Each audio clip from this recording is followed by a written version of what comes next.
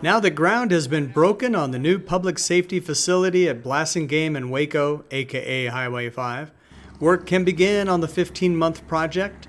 Exciting times. And the first order of business is to remove the playground equipment from the park, formerly known as North Park. That has been happening for the past few days.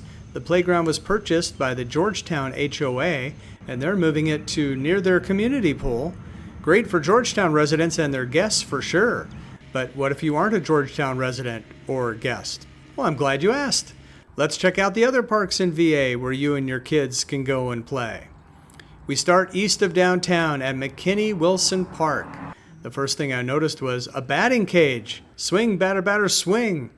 On the southwest side of the park, you'll see this shaded picnic table next to swings and a playground that includes a couple of curlicue slides and areas to climb. The whole area has these soft rubber chunks to cushion any falls, which is a good thing.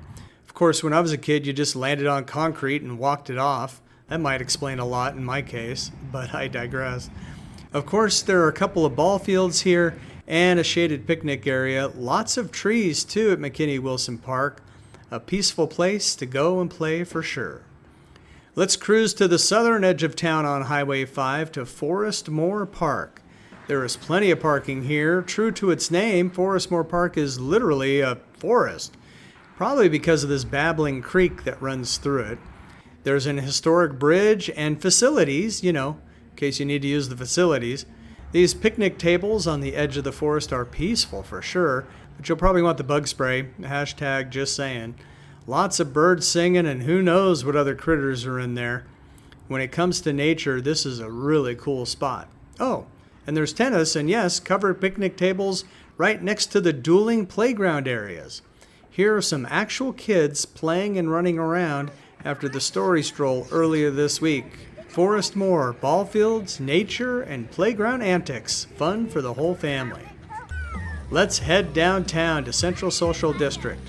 Known for its splash pad, there's enough grass here to toss a frisbee or a football, or watch a movie in the park.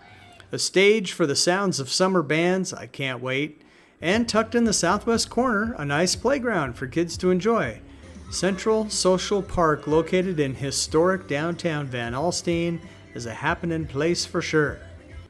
Finally, it's VA's newest and already most popular park, Eula Umphris and Robert Hines Park. Umphris Hines Park for short.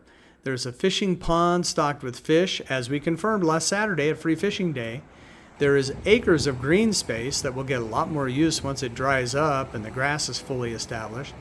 A walking trail around the park is something like 3/4 of a mile-ish, if my Apple Watch is accurate, and covered and uncovered seating near the pond's dancing waters. And yes, the newest playground in town just might be the best. Swings, stuff to climb on, slides. This playground even has a covering to mute the scorching sun and a rubberized surface to cushion any falls. And Umphris Hines Park just might be the best place in town to watch a sunset.